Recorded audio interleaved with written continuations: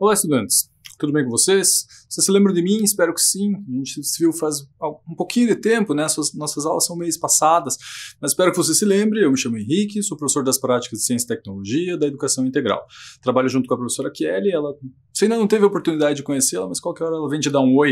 A gente está evitando de ficar nós dois juntos no estúdio. Eu estou sem máscara aqui, fica duas pessoas sem máscara. Como você bem sabe, não é a melhor ideia no momento que nós estamos vivendo. Eu espero que vocês todos estejam bem e estejam preparados para mais uma aula das práticas de ciência e tecnologia. Nossa aula hoje é uma aula densa, uma aula difícil, com um conteúdo meio complexo, alguns conceitos difíceis. Então, para o que você está fazendo, presta atenção aqui, que eu tenho umas coisas bem legais para te mostrar. Qual é o tema da nossa aula de hoje? O tema da nossa aula de hoje é astronomia. Mas de novo astronomia, a gente vê astronomia tantas vezes, e eu vou justificar para você por que a gente vai ter aula de astronomia. A gente vai ter aula de astronomia por dois motivos principais. Primeiro motivo, porque nós tivemos um número muito grande de participação pelo e-mail que a gente mostrou na aula passada, lembra? Foi a última coisa que eu te mostrei. Eu falei, você tem alguma dúvida? Manda um e-mail pra gente, uma dúvida que você queira saber, que você sempre quis saber e nunca perguntou para ninguém. E a gente recebeu dúvidas muito curiosas, e grande parte delas sobre astronomia. A gente ainda não conseguiu responder todas, porque como eu falei, a gente recebeu mais do que a gente imaginava. O pessoal participou bastante assim, e eu agradeço muito por isso, continue participando. E não precisa ser dúvida de astronomia, né? A gente recebeu dúvidas sobre coronavírus, dúvidas sobre higiene, dúvidas sobre um monte de coisa. E a gente pegou aquelas que estavam em maior quantidade e que nos chamaram mais atenção nesse momento. Esse é o motivo número 1.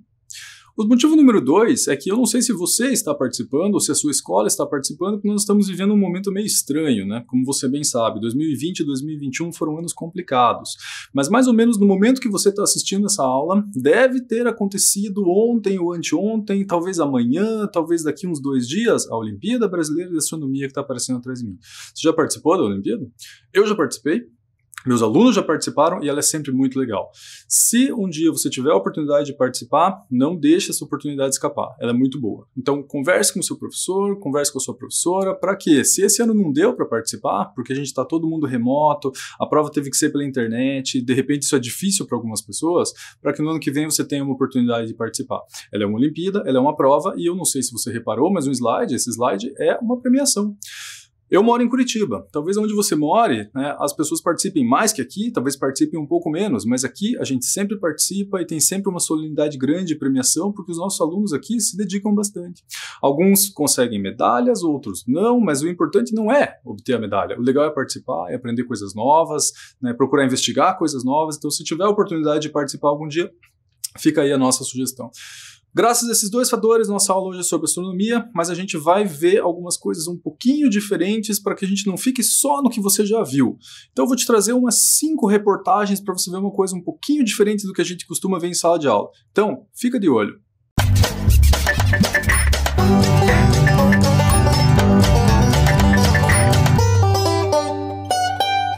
Essa reportagem aqui, veja o título, diz Fungos em Marte, fotos da NASA confundem pesquisadores. Para começo de conversa, você lembra o que é um fungo? Existem vários tipos de fungo, mas aqui eu estou me referindo a um cogumelo. Então imagine um cogumelo, um champignon, talvez você já tenha comido, talvez você já tenha visto ele rente à grama. Imagine que você está pegando esse cogumelo como se fosse aqui o meu passador, né? Teria a parte de cima e você está olhando ele de cima. Se você olhar ele de cima, será que você veria alguma coisa mais ou menos como aquilo que está no slide? Aquilo ali foi achado em Marte. Será que são cogumelos em Marte? Aí você pode estar pensando, mas não parecem cogumelos, professor. Está forçado, né? Não parece cogumelo. Cogumelo é diferente. Será? Olhe bem para isso aqui, Sabe o que é isso aqui? Cogumelo. Sabe onde? Na Terra. Mas olha bem, vou voltar para você ver. Guarda essa imagem na sua cabeça. Agora olha para essa aqui, Parecido, não é? Esses cogumelos terrestres aqui, eles chamam puffballs. É um cogumelo com como se fossem uns espinhozinhos por cima. E aí quando você olha, ele fica com esse formato, né? Claro que aqui dá para ver que é a Terra, tá colorido, tem uma folha por trás, coisa que até então a gente nunca achou em Marte. Mas quando os cientistas analisaram isso pela primeira vez, parecia cogumelo. E a pergunta é, existe vida em Marte? Tem fungo em Marte? Essa foto está correta? Não sei se você reparou, mas tem um ponto de interrogação. A pergunta, fungos em Marte? Não é uma afirmação. Foto confunde. Alguns acharam que sim, outros talvez que não, e aí foi desmentido depois de um tempo, né? Vida em Marte é fake news, não há confirmação que há fungos no planeta. Eu não gosto muito dessa palavra, dessa expressão fake news para agora, né? Normalmente a gente usa fake news quando alguma coisa foi feita de má fé, quando alguém inventou uma notícia mentirosa de propósito. Não foi o caso aqui, ou pelo menos eu acho que não. Me parece mais um erro de interpretação, né? Parecia cogumelo, daí investigaram um pouco melhor e perceberam que não, que era uma rocha. E você deve estar pensando, mas não tinha como ser cogumelo em Marte, né? Porque Marte não tem vida, nunca se achou vida lá, então não teria por que ter cogumelo em Marte. Mas aí eu devolvo essa pergunta para você, será que não teria mesmo? Porque realmente nunca se achou vida lá, mas a NASA já mandou várias sondas, vários rovers, né, que são aqueles carros que passeiam por Marte. Será que algum deles não levou um cogumelo da Terra para lá sem querer? Não sei se você já pensou nessa possibilidade. A gente já foi para a Lua, já esteve com sondas em Marte, nas luas de Marte. Não existe o risco de levar bactérias da Terra para lá? Fungos da Terra para lá? Não existe esse risco? É óbvio que existe esse risco. Então, será que esses fungos não são fungos da Terra que acabaram se desenvolvendo lá? Porque hoje a gente fala muito, né? Será que o ser humano vai colonizar Marte? Será que um dia a gente vai chegar a montar uma colônia em Marte? Se eventualmente a gente quiser fazer isso, que é o que a gente vai discutir no finalzinho da aula, esse é um cuidado que a gente tem que ter. Como que a gente não vai levar os nossos problemas, o nosso lixo, as nossas bactérias, né, tudo que tem, digamos, de prejudicial na Terra, para Marte. Então eu trouxe uma outra reportagem para tentar esclarecer um pouco isso, né? Naves espaciais podem contaminar Marte? Como evitar que isso aconteça? E pare e pense, o inverso também é válido, né? A gente nunca achou vida em Marte, mas será que não tem? Ou será que é possível que na volta de uma dessas sondas ela venha com um esporo bacteriano desconhecido para nós, que quando chega aqui na Terra faz um estrago imenso? Não sabemos. Então o que você tem que se preocupar? Descontaminação. Então se você está indo da Terra para os outros lugares, você tem que garantir que os fungos e bactérias e protozoários e vírus daqui não contaminem esse lugar. Como que fazem isso? A NASA tem uma sala, algumas salas estéreis, né, em que as naves e os trajes dos astronautas passam por um processo bem pesado de desinfecção. Então sofrem um banho de radiação, um aumento de temperatura muito grande, uma limpeza com água oxigenada, com radiação ultravioleta até ficarem isentos. E eles passam um tempo numa sala que é uma sala detectora de vida. Curiosamente, acho que ano passado foram encontradas 2 bactérias estranhas lá que nós nunca tínhamos encontrado na Terra. Não se sabe bem ainda o que isso quer dizer, se é simplesmente uma forma que até então era desconhecida, ou se tem alguma relação com os trajes propriamente. Provavelmente não, provavelmente é simplesmente uma forma nova. Mas ela está muito esperta nisso, né? Se tem uma forma de vida até então nunca encontrada. Se for o inverso, tem uma sonda que estava em Marte e precisa voltar para a Terra, você também precisa se preocupar. O que você faz? Você pega esta sonda e você joga ela, por exemplo, tinha uma sonda chamada Juno, ela vai ser jogada na atmosfera de Júpiter, para que pegue fogo, literalmente isso, né? Ela não vai pegar fogo que está no espaço, mas para que ela queime, né? Para que ela tenha bastante atrito, deixe um rastro de luz semelhante ao de uma estrela cadente, de tal forma que esse calor excessivo mate qualquer forma de vida que esteja lá antes que ela possa voltar para a Terra. Então, poderia ser um fungo terrestre que foi lá? Até poderia, mas que fique claro que esse é um cuidado que a gente tem que ter, e que a gente tem, os astronautas têm protocolos de limpeza. Quando um astronauta volta da estação espacial, esteja ele na Lua ou em outro lugar, ele passa por uma coisa que infelizmente hoje você sabe o significado, eu não preciso te explicar. Eu adoraria te explicar e saber, entender que você não sabe o que isso significa, mas eu sei que você sabe. Ele passa por um lockdown, ele passa por uma quarentena, porque ele tem que ficar um tempo isolado para saber se ele não carregou, né, nessa viagem alguma coisa que não podia ter vindo junto. Então existe essa possibilidade, mas existe um controle muito grande para isso. Já tinha parado para pensar nisso? E se eventualmente a gente for de fato colonizar Marte ou colonizar qualquer lugar que seja, como que a gente vai sobreviver? A gente volta na ideia dos fungos, estranhamente, né? Olha que legal isso aqui. Essa reportagem, eu falei que ia trazer algumas, né? A NASA criou tijolos de fungos e bactérias para construir casas em Marte. Isso que você está vendo aí é um banquinho. Não parece um banquinho, né? Mas é um banquinho. Feito de fungos, os fungos eles formam um treliçado, assim, como se fossem meus dedos, que você está vendo ali na imagem, eu acho, junto com algumas cianobactérias. Eu não sei se você sabia, mas as cianobactérias foram alguns dos organismos que produziram esse oxigênio que eu estou respirando e que você está respirando também. Então qual é o objetivo? Construir uma casa com fungos por fora e com cianobactérias para o lado de dentro. De tal forma que elas vão produzir oxigênio para quem mora dentro dessa casa, eu no caso, e os fungos externos vão me proteger. Talvez por terem junto uma camada de, originalmente a NASA pensou, gelo, mas depois tiveram uma ideia mais interessante ainda. Olha esta outra reportagem, que legal. Eu não sei se você já ouviu falar em Chernobyl, imagino que já, mas aconteceu um acidente nuclear bastante pesado, né, que matou muitos organismos, não só seres humanos, e causou impactos muito grandes em muitos organismos também. Alguns fungos sobreviveram a essa radiação. No espaço tem muita radiação, especialmente nos planetas que não tem muita atmosfera ou tem uma atmosfera mais fina. Os fungos que sobreviveram em Chernobyl sobrevivem à radiação. Se sobrevivem à radiação, será que não daria para fazer um tijolo com estes fungos, que sobreviveriam ao excesso de radiação em outro planeta? E aí esses tijolos poderiam montar a estrutura dessa estação espacial que o ser humano iria colonizar? Não sei. Talvez, mas é uma bela perspectiva, convenhamos, né? Eu não sei se a gente precisa colonizar Marte. Essa discussão é válida. Tipo, será que o ser humano deve? Ele estragou tanto assim a Terra que ele vai precisar buscar abrigo em outro planeta? Não seria melhor tentar corrigir o que tem de errado na Terra? Mas é claro que não é só isso, né? As expedições espaciais buscam várias coisas, inclusive outras formas de vida, como foi encontrado em Vênus. Quer dizer, não é que foi encontrada vida em Vênus. Não sei se você está esperto nisso, mas se não está, talvez valha a pena estar. Ano passado, em Vênus, foi encontrada uma substância chamada fosfina. A fosfina na Terra é quase que exclusivamente produzida por bactérias. Se ela foi encontrada em Vênus, é sinal que existem ou existiram bactérias em Vênus. Essa fosfina pode ser formada de outra forma? Pode, mas as condições de Vênus não permitem isso. Isso nos leva a duas conclusões. Uma, ou sim tem vida em Vênus, e vou te contar, Vênus é mais perto que Marte. Por que o ser humano está tentando ir para Marte e não ir para Vênus? Porque Vênus não parecia ter nenhuma possibilidade de ter vida. É muito quente, é o planeta mais quente do sistema solar, espero que você lembre disso. Mas aparentemente tem alguma forma de vida lá. Ou as regras que a gente conhece aqui na Terra não valem em outros lugares do sistema solar. Pode ser que isso seja uma realidade. Pode ser que aqui a gente conheça um tipo de reação química que em outros lugares a gente não conheça. E aí a gente começa a se perguntar, por que tem vida na Terra? Por que não tem vida, aparentemente, em Mercúrio, nem em Vênus, nem em Marte, nem em Júpiter, nem em Saturno, nem em Urano? Então por que a Terra conseguiu ter vida? Essa é a nossa pergunta. Para responder essa pergunta, acho que vale a pena a gente dar uma relembrada, né, em como é que o universo surgiu. Como que o universo surgiu? A nossa bola da vez, a nossa principal teoria é o Big Bang. Não sei se você lembra dela, mas ela é uma teoria que diz que aconteceu uma grande expansão. Evite o termo explosão. É uma expansão. Toda a matéria estava concentrada num ponto e depois de um determinado momento, né, ela se expandiu, fez este movimento aqui e criou tudo que a gente conhece hoje. Essa ideia é uma teoria ou é uma hipótese? Que é a pergunta que eu coloquei. Existe evidência do Big Bang ou é simplesmente um pensamento? Eu imagino que seja verdadeiro ou não? Existe alguma teoria que suporte isso? Que diga, eu acho que o Big Bang é verdadeiro porque dá para saber isso aqui, ó. Existe, é uma teoria. Não sei se você compreende bem essa diferença, mas se você tem uma ideia sobre alguma coisa, você não tem uma teoria, você tem uma hipótese. As pessoas usam isso muito errado, por favor, não seja uma dessas pessoas. Por exemplo, por que essa luneta é preta? Você poderia dizer assim, ó, não sei, mas as pessoas normalmente dizem, não sei, mas eu tenho uma teoria. Eu acho que é preta para que entre menos luz.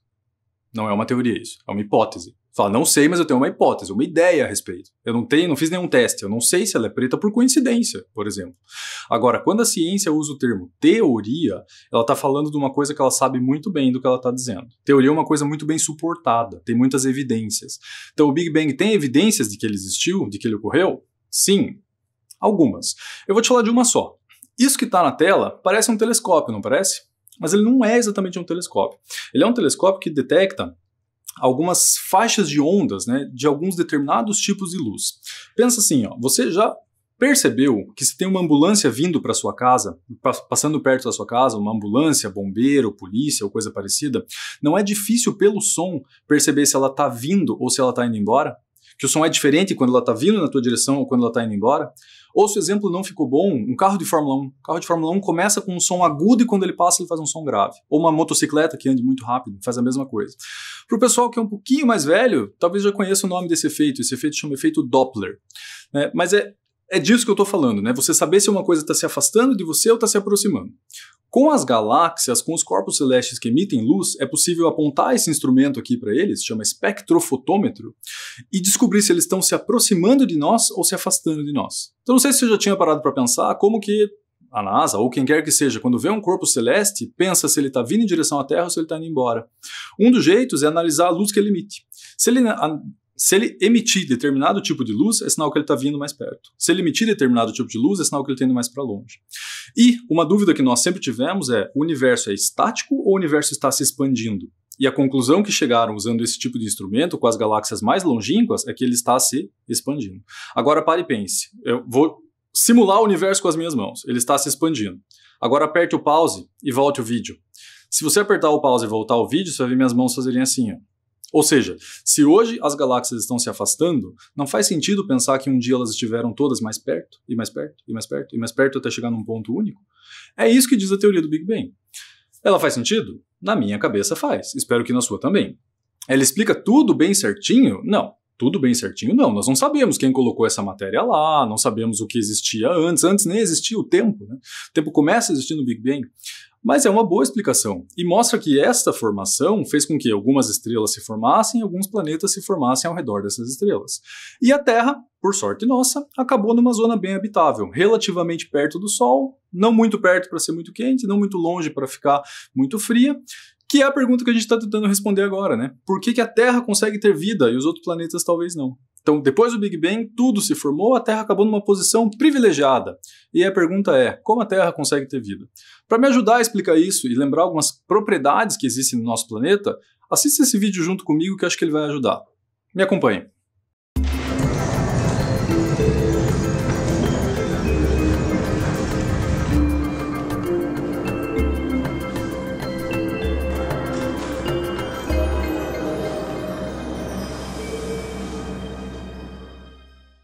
A melhor definição para o planeta Terra é nossa casa. A Terra também é o terceiro de um conjunto de 8 planetas em torno de uma estrela cuja luz é responsável pela manutenção de um fenômeno encontrado em abundância em todo esse planeta, a vida.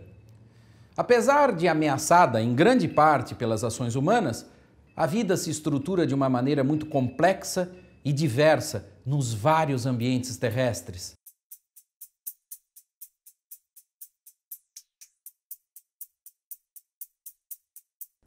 Entre os planetas rochosos do Sistema Solar, a Terra é o de maior diâmetro, com aproximadamente 12.700 quilômetros. Ela apresenta uma atmosfera que funciona como filtro de várias formas de radiação. As características da nossa atmosfera são resultado de uma forte interação entre o planeta e as espécies que aqui se desenvolvem. Se hoje tememos o aquecimento global, provocado entre outras coisas pelo gás carbônico produzido pelo homem, houve uma fase em que a presença desse gás na atmosfera contribuiu em muito para manter a temperatura média da Terra confortável para o desenvolvimento da vida.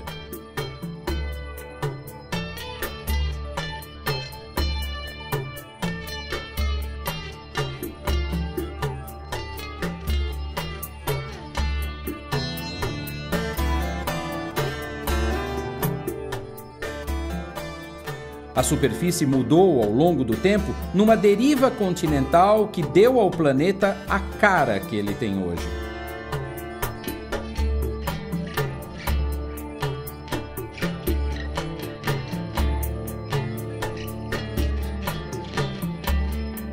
A fina crosta da Terra, cuja espessura varia entre 5 e 30 quilômetros, não é contínua.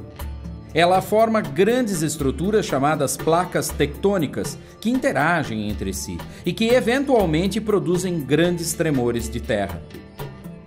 A crosta está depositada, por assim dizer, sobre uma extensa camada genericamente chamada de magma. Com cerca de 5.000 quilômetros de profundidade, ela possui várias subdivisões.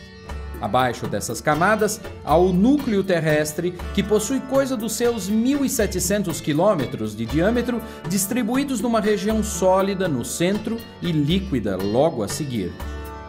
O movimento do ferro derretido no interior terrestre, juntamente com a rotação de nosso planeta, cria um efeito semelhante a um dínamo que gera o campo magnético para a Terra. O eixo de rotação terrestre está inclinado em relação ao plano da nossa órbita. Adicionando essa inclinação à rotação da Terra em torno de si mesma e à revolução em torno do Sol, acabamos vendo o que acontece no espaço. Inclinada, a Terra recebe ora mais luz e calor do Sol no hemisfério sul, ora no hemisfério norte, 6 meses depois. Essas linhas, que representam os pontos de maior afastamento do Sol durante o ano em relação ao Equador, são chamadas de trópicos.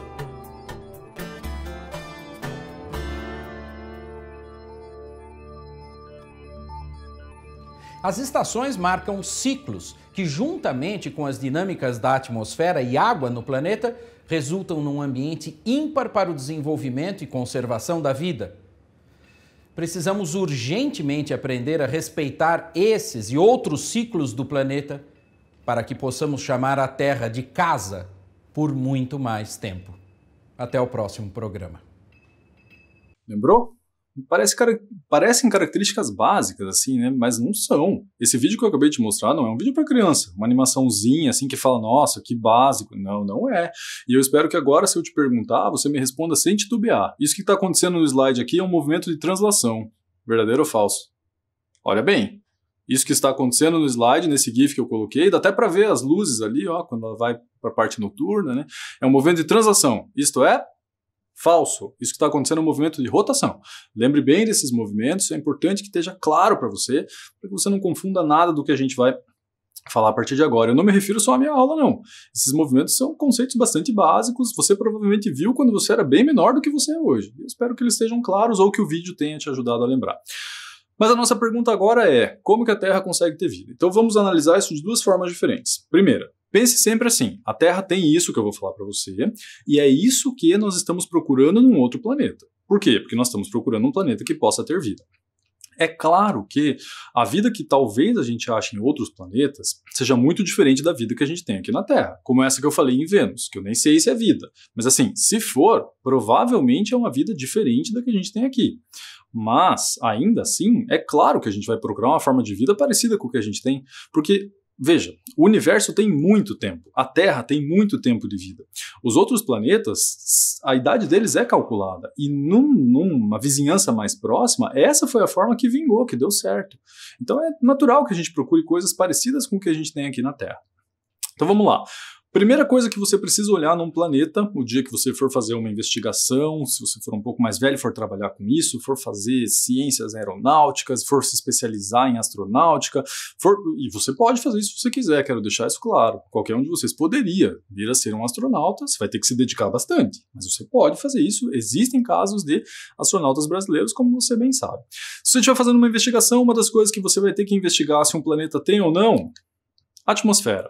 A atmosfera é aquela camada de gases, né, que fica acima da superfície, né, ela tem vários estratos, e a atmosfera da Terra é bastante espessa, de tal forma que toda a radiação forte que vem do Sol, do espaço, né, ela é devidamente filtrada, ou pelo menos deveria ser.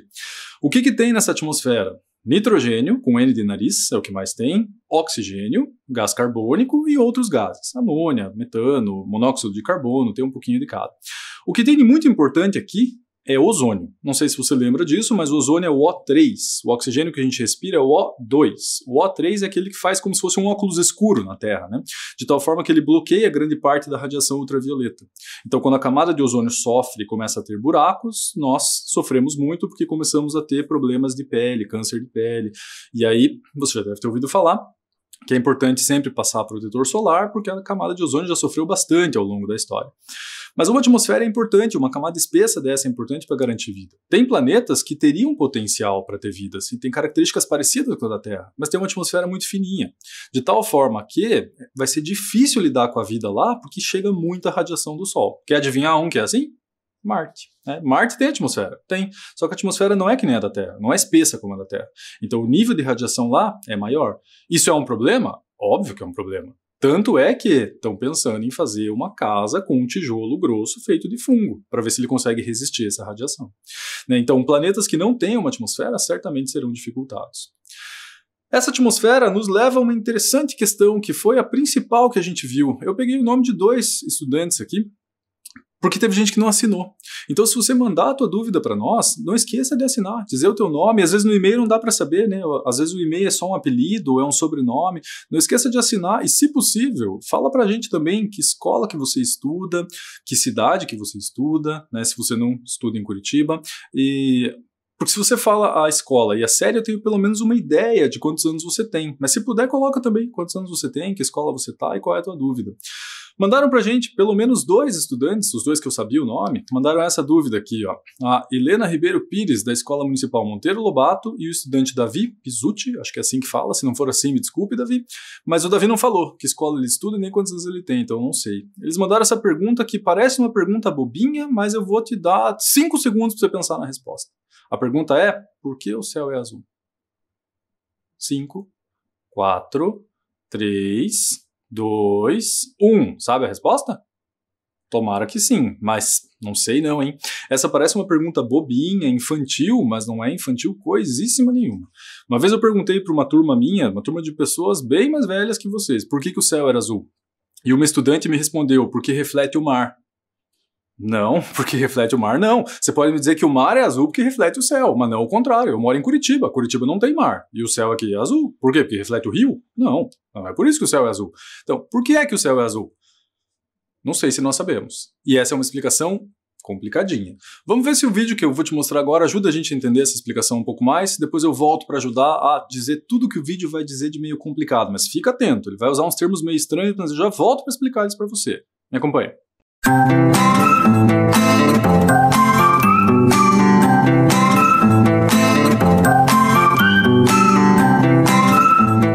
É hora da curiosidade.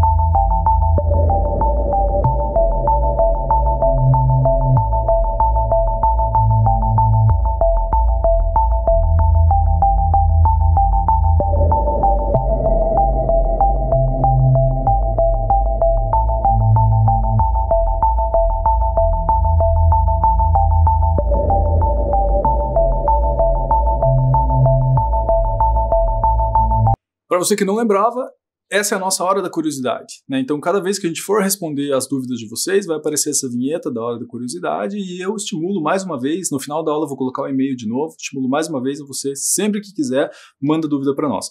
A gente nem sempre consegue responder de imediato, mas a gente vai tentar responder todas as possíveis porque estão vindo dúvidas muito boas.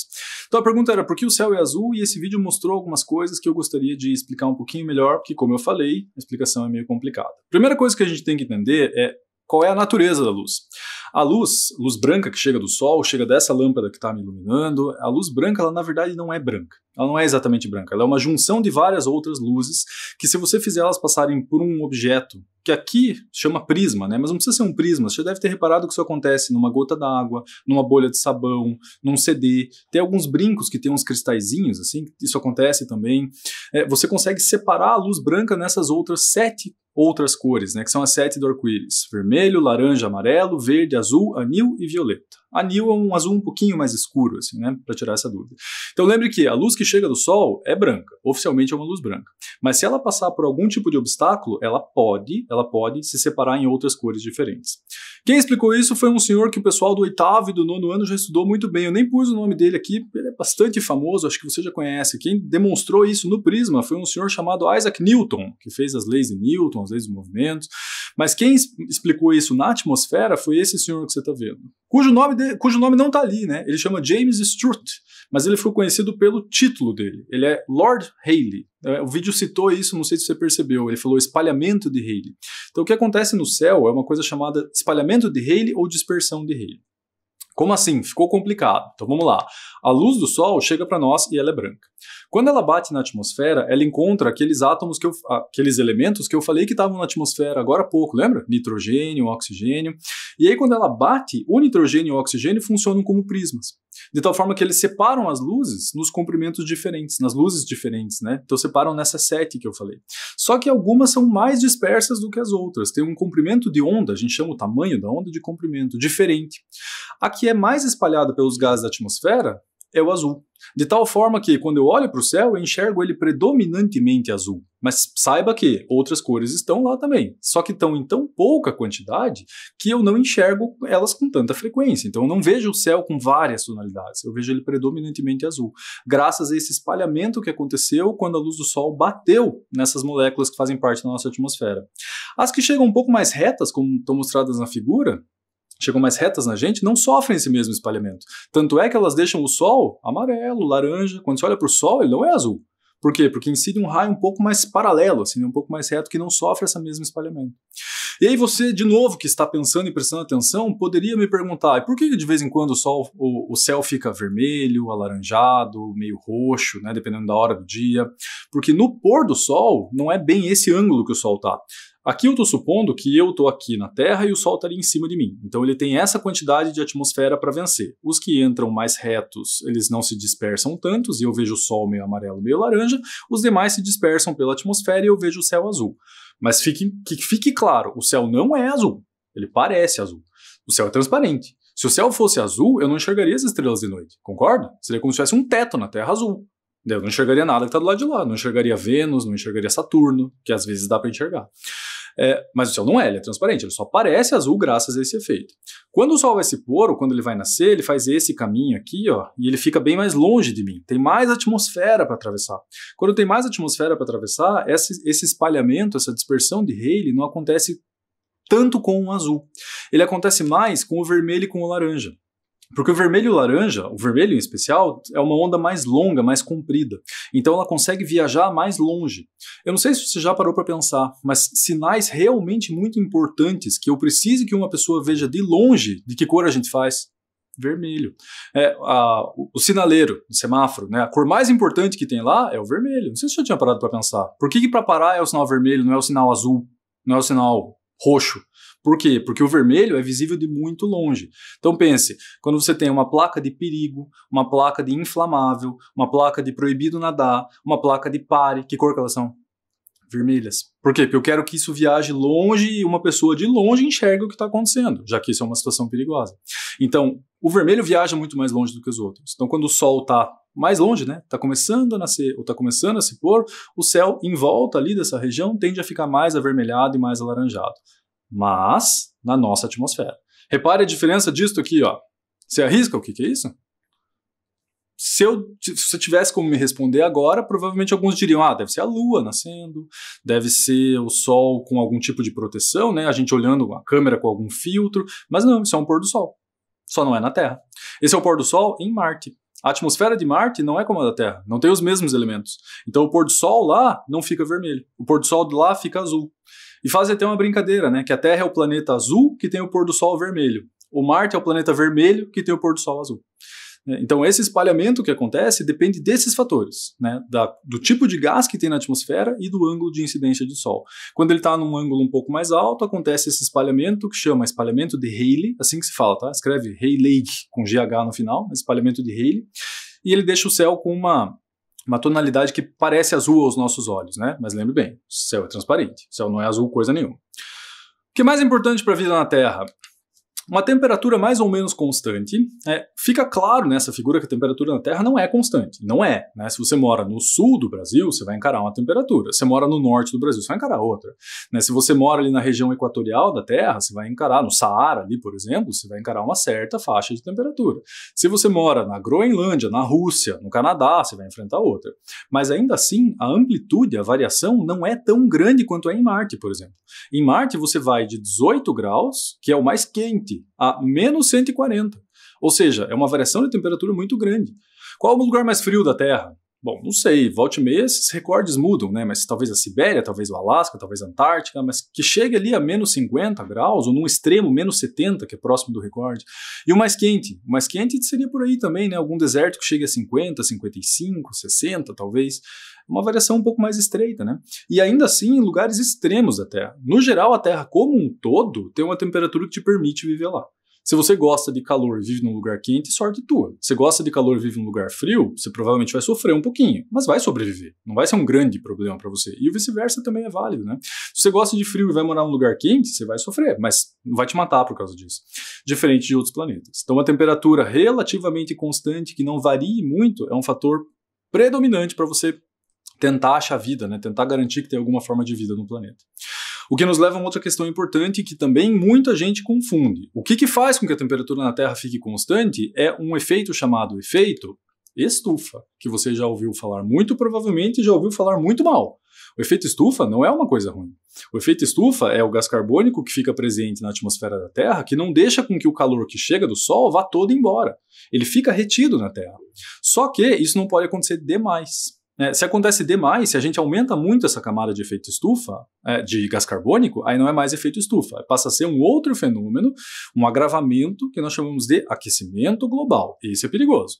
Mas o efeito estufa existe há muito tempo e ele é fundamental para que a vida na Terra aconteça. Ele não é uma coisa ruim. Se ele se agravar, aí passa a ser uma coisa ruim. Mas o efeito estufa é uma coisa benéfica, uma coisa que existe na Terra há muito tempo. Só que ele não pode ser demais, como eu falei. Sabe onde tem demais? Vênus. Vênus tem um excesso de gás carbônico, portanto, a temperatura é muito quente. Então é o planeta mais quente do sistema solar. O planeta mais quente não é Mercúrio. Muita gente pensa, Mercúrio é o mais perto do Sol, então é o mais quente do sistema solar. Negativo. Vênus é o mais quente do sistema solar, em virtude de um efeito estufa exagerado. E é por isso que a gente achava que não tinha vida lá, né? Outra coisa importante para você olhar, água. Um planeta para ter vida, muito provavelmente tem que ter água, mas não basta ser água, tem que ser água no estado líquido. Se a água não estiver no estado líquido, vai ser difícil de você gerar alguma forma de vida lá. Marte, por exemplo, tem água, só não está no estado líquido, está no estado sólido. Se você olhar fotos do terreno de Marte, teve água líquida, muito provavelmente, porque ele mostra, não sei se você já viu uma foto dessa, mas imagine um rio. Esse rio secou. Sabe como fica? Fica aquela vala assim que você vê por onde a água passava. Marte tem uns lugares assim, umas ravinas desse jeito. Então provavelmente teve água em algum momento, mas atualmente tem água sólida. É muito difícil pegar água sólida e fazer derreter para virar água líquida e para quem vai morar lá eventualmente tomar. Não é difícil. Mas assim, se você está procurando vida, condições para ter água líquida são bem importantes de serem vistas. E repare como está tudo entrelaçado. O que eu preciso para ter água líquida? Uma temperatura amena, né? Se o planeta for muito quente, a água evapora. Se o planeta for muito frio, a água congela. Então, uma temperatura mais ou menos constante faz com que possa existir vida num lugar que tenha água líquida. Repare, nenhuma dessas condições deve ser analisada isolada. Nenhuma delas você vai dizer assim, olhei um planeta tal e ele tem uma temperatura constante. Com certeza tem vida lá. Não, só a temperatura não basta. Você tem que analisar todos esses juntos. E existem outros ainda que não cabem aqui na nossa aula, né? Mas uma energia nuclear, do que a crosta é composta, tudo isso influencia, né? Aqui na Terra tem muito carbono, por exemplo. Então a vida foi possibilitada. Num outro planeta que não tenha tanto carbono, que tenha muito ferro, vai ficar difícil, por exemplo. Agora, se já tiver outros elementos, de repente é possível que existam outras formas de vida que a gente simplesmente desconhece. Mas é isso que você vai procurar quando você sai da Terra procurando vida fora dela. Mas a pergunta então e já acharam vida fora da Terra? Nós saímos para procurar, mas já achamos vida fora da Terra? E a resposta é não. Vida fora da Terra, não. Mas nós já achamos alguns planetas ou exoplanetas. Lembra o que é exo? Exo significa fora, né? Como em exoesqueleto. Já achamos alguns planetas habitáveis. O que é um planeta habitável? Um planeta habitável é aquele que tem características parecidas com a Terra. Então é isso que a gente estava falando agora. O fato dele ter talvez água líquida, talvez ter uma temperatura constante, talvez estar perto de uma estrela, não muito perto e não muito longe. Quando eu falo uma estrela, pensa no Sol, hein? O Sol é uma estrela. Não estou falando de uma estrela qualquer. Fala, está perto de uma estrela. Não, tem que ser uma estrela que forneça calor, que forneça luminosidade, condições que favoreçam a vida. Quando você procura esses exoplanetas, você faz um cálculo para saber o quão habitáveis eles são. Então, desculpe o slide estar em inglês, mas é difícil achar isso em português, né? Porque todas essas agências espaciais são predominantemente americanas, né? Tem algumas que eu até poderia achar, mas eu traria um slide em russo, seria pior de analisar. Em chinês, seria pior de analisar. Acho que aqui a gente ainda consegue entender mais ou menos o que está acontecendo. Então, repare que a pontuação da Terra é 1. A pontuação dos outros planetas ali, 0 ponto alguma coisa, né? 0,77, 0,81. Quanto mais perto de 1, mais perto da Terra é, mais parecido com a Terra é. Então tem vários planetas aqui, que têm uma condição interessante, que são relativamente parecidos com a Terra. Relativamente parecidos. Isso é sinal que tem vida lá, que vai ter vida lá, que nós vamos colonizar? Não necessariamente, né? Como que eles fazem para fazer esse cálculo? Eles medem isso que a gente viu agora. Então medem a distância que ele está da estrela do sistema dele, se está muito longe, muito perto, se ele é parecido com a Terra para fins de atmosfera, se ele é parecido para fins de composição. E esse cálculo é usado naquela desinfecção que eu falei lá no início da aula, lembra? Se você manda uma sonda para uma lua que tem características parecidas com a Terra, você tem que fazer uma desinfecção muito pior, muito mais rigorosa do que uma que você poderia fazer para um planeta que não tem nada a ver com a Terra e a probabilidade de vida é muito pequena. Por quê? Porque se você manda uma sonda para um lugar que é parecido com a Terra, a chance de voltar com uma bactéria, com um esporo que venha a se desenvolver aqui na Terra é maior. Então a bola da vez seriam esses planetas, né? Gliese, Kepler, só que eles estão muito, muito, muito longe. Muito longe.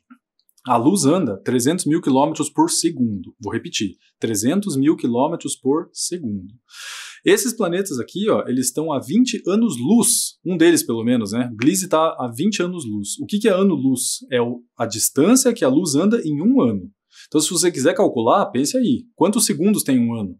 Essa conta já não é fácil. Agora pense que a luz anda 300 mil quilômetros por segundo e veja quanto tempo ela anda em um ano. E agora multiplique isso por 20. Você vai ter uma ideia de que distância estão esses planetas. Eles estão muito longe. Marte está consideravelmente mais perto e não está nada perto. Está a 20 milhões de quilômetros aqui. Então, por isso que é mais, digamos assim, fácil ir para Marte. Não é nada fácil ir para Marte, mas é um pouco mais fácil. E aí a segunda grande pergunta, né? Esse é o nosso futuro? É isso que nos aguarda? Né? Uma colonização, um plantio em Marte, uma colônia e pessoas vivendo lá com essa roupa? Não sei. Não sei se é. Acho que não. Acho que uma colonização não, mas que o ser humano vai pousar em Marte, não vai demorar muito, isso eu tenho certeza absoluta. Que você certamente vai estar vivo para ver o ser humano pousando em Marte, e aí estudando, pesquisando e de repente fazendo algum tipo de plantio ou coisa parecida. Por quê? Porque Marte tem características parecidas com a Terra, né? O dia em Marte é parecido, o dia em Marte tem 24 horas e meia hora, mais ou menos, 24 horas e meia, assim, né? As estações do ano são parecidas, então o eixo de inclinação de Marte, né, para fazer as estações do ano, parecido com a Terra também, só dura mais, né? Como Marte está mais longe, lembra? É o Sol, Mercúrio, Vênus, Terra, Marte. Como ele está mais longe, ele gira demorando mais. Então as estações em Marte são parecidas, inverno, verão, primavera, outono, só que elas duram o dobro. Porque a translação dura o dobro. Então, para você fazer aniversário em Marte, você levaria 2 anos. Mais ou menos, né? Cada 2 anos você faria aniversário. Mas ele tem diferenças. A pressão atmosférica lá é muito ruim, é muito baixa. A gravidade é mais baixa. Então, para que haja vida, para que haja algum tipo de colonização, algumas coisas vão ter que mudar. E a gente vai ter que reestruturar muita coisa, e eu nem sei se precisa, nem sei se é interessante ter essa colonização em Marte, né? A gente tem alguns princípios éticos envolvidos aí que a gente sempre tem que ter em mente. Tá certo? Então vamos relembrar o que nós aprendemos hoje? O que nós aprendemos hoje, então? Nós vimos as características dos planetas que têm alguma forma de vida, por enquanto é só a Terra, mas as características estão lá, de repente a gente só não achou a vida ainda. Então a atmosfera, o fato de ter uma temperatura constante, a atmosfera mais espessa, a água líquida, né, tudo isso e as características, né, são as características que favorecem a vida. Nós relembramos um pouquinho a teoria do Big Bang, que é uma teoria, não é uma hipótese. Vimos por que a vida é possível aqui, porque a gente tem essas características. Vimos as razões do céu parecer azul, não ser azul, parecer azul, dispersão de Rayleigh, espalhamento, e falamos um pouquinho sobre a possibilidade de habitarmos outros planetas. Que fique claro, existem outros planetas habitáveis? Sim, existem. Mas nós vamos chegar a habitar? Vamos chegar aí, colonizar? Não sei. Se você perguntar a minha opinião pessoal, acho que não. Acho realmente que não. Mas não significa que porque eu acho não vai acontecer. É possível que crie-se uma missão espacial, tal, que realmente vai levar o ser humano a esses locais para que ele realmente habite esses lugares. Para nós terminarmos a nossa aula, gostaria de pedir mais uma vez a sua contribuição para que você participe da nossa Hora da Curiosidade. Hoje eu respondi a dúvida de 2 estudantes, né, que perguntaram por que o céu é azul. Então, se você tiver uma curiosidade, uma dúvida que você sempre quis saber, manda para nós. Se a gente não souber, a gente vai pesquisar e vai tentar responder todas, né? Então está aparecendo o nosso e-mail aí, chama oficinasdointegral@gmail.com. Você pode mandar um vídeo, um texto, um desenho, um áudio, o que você quiser. Não é uma tarefa de casa, né? Não mande para mim assim, tá aqui a tarefa feita. Não é. Quero saber se você tem alguma dúvida que você gostaria que a gente respondesse. É esse o objetivo.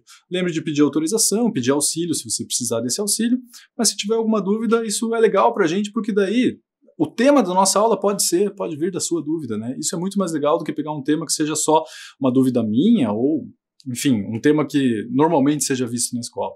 Então, tem uma dúvida legal, manda pra gente. Tá bom? Pessoal, continuem se cuidando, não abaixem a guarda, o vírus ainda está por aí, fiquem em casa, lavem as mãos, higienizem, tudo que vocês já sabem muito bem. Obrigado pela sua companhia, pela sua paciência, até a nossa próxima aula, um abraço para todos e até a próxima.